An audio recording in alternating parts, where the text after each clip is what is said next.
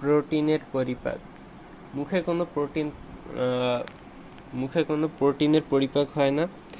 তারপর পাকস্থলীতে গিয়ে পেপসিনের প্রভাবে প্রোটিন থেকে পেপটন এবং প্রোটিয়েজ উৎপন্ন হয় এবং জিলাটিনেজ থেকে জিলাটিন ভেঙে পেপটন এবং পলিপেপটাইড তৈরি হয়।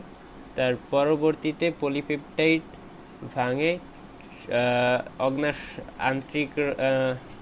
অন্ত্রে গিয়ে আন্ত্রিক রসের অগ্নাশয়ের ট্রিপসিন এবং কাইমোট্রিপসিনের প্রভাবে পলিপেপটাইড থেকে সরল পেপটাইড উৎপন্ন হয়। এছাড়া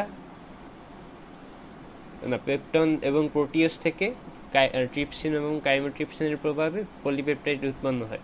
এই পলিপেপটাইড আবার অ্যামিনো পেপটাইডেজ এবং কার্বক্সিপেপটাইডেজের প্রভাবে সরল পেপটাইড উৎপন্ন হয়। আর কার্বক্সিপেপটাইডের ক্ষেত্রে সেটা ডাইপেপটাইড এবং অ্যামাইনো অ্যাসিড উৎপন্ন করে।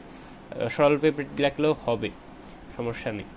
সরল পেপটাইড থেকে কোনো কিছুতেই ট্রাইপেপটাইডের উৎপন্ন হয় না, সেই চেইনটা ওইখানেই ব্রেক হয়।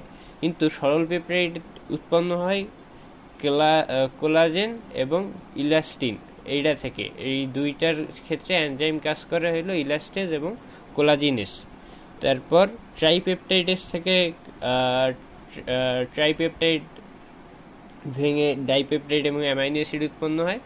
ডাইপেপটাইড আবার ডাইপেপটাইডেস থেকে হয়ে ভেঙে অ্যামাইনো অ্যাসিড উৎপন্ন করে।